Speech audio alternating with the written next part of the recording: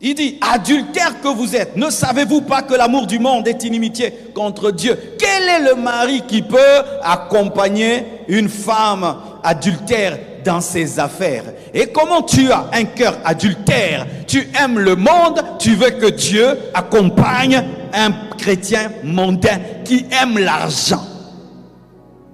Tu aimes l'argent. Tu penses à l'argent tout le temps. Tu peux tuer pour l'argent. Tu peux empoisonner pour l'argent. Et cet homme-là qui est cupide demande quoi? Que Dieu bénisse ses affaires. Non, Dieu ne le fera pas. Parce que tu as un cœur adultère.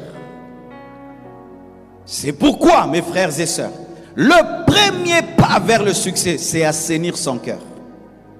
Le premier pas vers la grandeur, c'est assainir son cœur. Lorsque tu vois Dieu traiter ton cœur, il enlève les envies, les rivalités, les compétitions. Laisse-le finir, parce que s'il n'a pas cessé de te travailler, il ne peut pas t'utiliser. Car s'il t'utilise, il encourage des bêtises. Alléluia. Laisse Dieu te travailler. Parce que vous devez savoir que notre vie ne s'arrête pas sur terre, hein? Après, lorsqu'on va mourir, c'est alors que nous saurons si nous avons réussi ou pas. Et je vous assure, beaucoup des premiers sur la terre seront des derniers au ciel. Et beaucoup des derniers seront des premiers. Quelles sont tes motivations? Luc 12, verset 20. Écoutez cette histoire. Mais Dieu lui dit, il s'agit de cet homme riche qui avait rempli ses greniers. Et quand il a rempli ses greniers, il a dit, mon âme repose-toi. Mais Dieu lui dit, insensé, cette nuit même, ton âme te sera redemandée. Et ce que tu as préparé, pour qui cela sera-t-il? Il en est ainsi de celui qui amasse des trésors pour lui-même et qui n'est pas riche pour Dieu. Il en est ainsi de celui qui amasse des trésors pour lui-même et qui n'est pas riche pour Dieu. Vous remarquez que dans la recherche du succès, il y a quelqu'un qui doit mourir, c'est toi-même. Cet homme s'est battu pour être riche pour lui. Et le jour qu'il devient riche pour lui, au lieu de glorifier Dieu et de dire comment je vais servir Dieu avec ça, comment je vais aider ma communauté. Non, non, non, je vais garder. Maintenant, je vais me reposer. Et Dieu lui dit, tu vas mourir aujourd'hui. Il avait oublié que le souffle de vie qu'il avait n'était pas à lui. Frères, sœurs, quand tu cherches à être riche pour toi, c'est une mauvaise motivation. Lorsque tu cherches à être grand pour toi, c'est une mauvaise motivation. Lorsque tu cherches le succès que pour toi, moi, c'est une mauvaise motivation. D'ailleurs, lorsque tu cherches le succès pour toi, voici ce qui arrive. C'est que Dieu aussi va donner à d'autres le succès. Et tu vas être en compétition, tu seras jaloux parce que tu n'es pas la seule personne qui a une grande destinée sur la terre. Alléluia.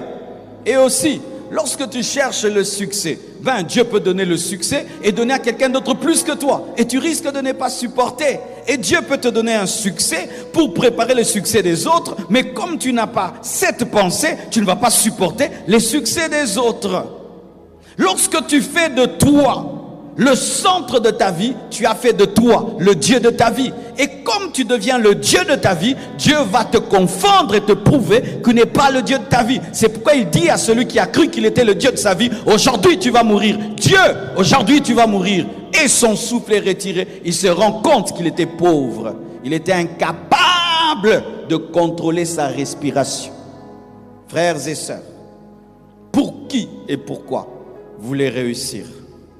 Si c'est pour vous-même, arrêtez. Arrêtez de prier et de demander à Dieu, oh bénis-moi, Dieu ne t'exaucera pas. C'est pourquoi tu as fait toutes ces années de jeûne, de prier, de veiller. Il n'y a rien d'extraordinaire. Tu n'as aucune richesse spirituelle, aucune richesse matérielle, financière, sociale, aucune richesse, aucune. Même dans le domaine spirituel, tu demandes l'onction, mais l'onction c'est pour toi. Samson avait l'onction pour lui. Il était oint pour les autres. Il n'a jamais utilisé l'onction pour quelqu'un. C'était pour résoudre ses problèmes, payer ses dettes, se venger, tuer ses ennemis. Jamais il n'a utilisé cela.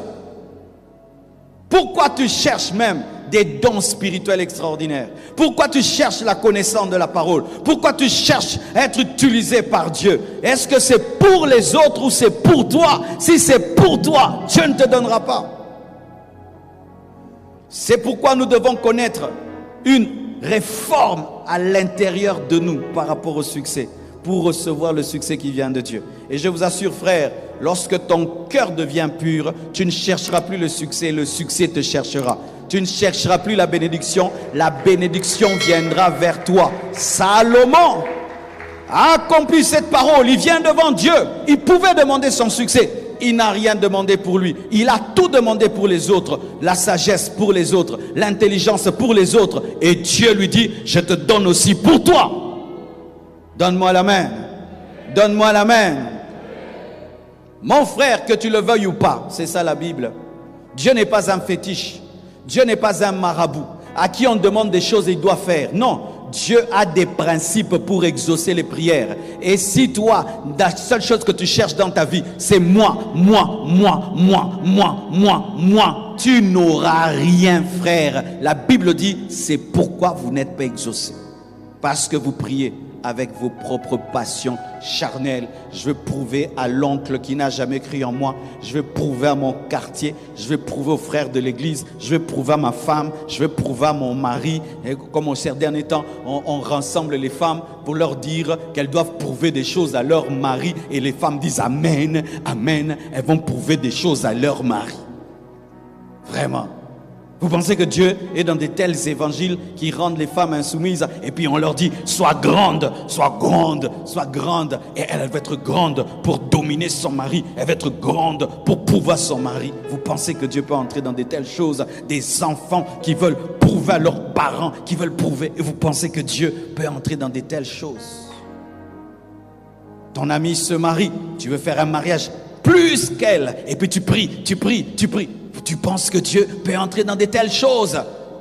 Une église construit un temple. Oh, on doit construire plus que cette église. Vous pensez que Dieu peut exaucer de telles prières? Telle église, et ils sont à 10 000. Non, on doit être à 20 000. On doit les dépasser. Vous pensez que Dieu peut exaucer de telles prières? Seigneur, je veux que tu m'utilises plus que l'autre. Vous pensez que Dieu peut exaucer de telles prières? Non, c'est la chair. C'est la chair, c'est la chair. Même si c'est l'évangile qu'on prêche ces derniers temps, c'est la chair.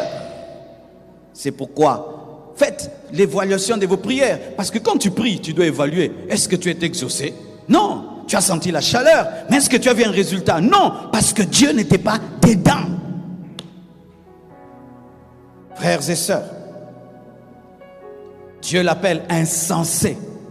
C'est être insensé que de chercher à réussir pour soi-même.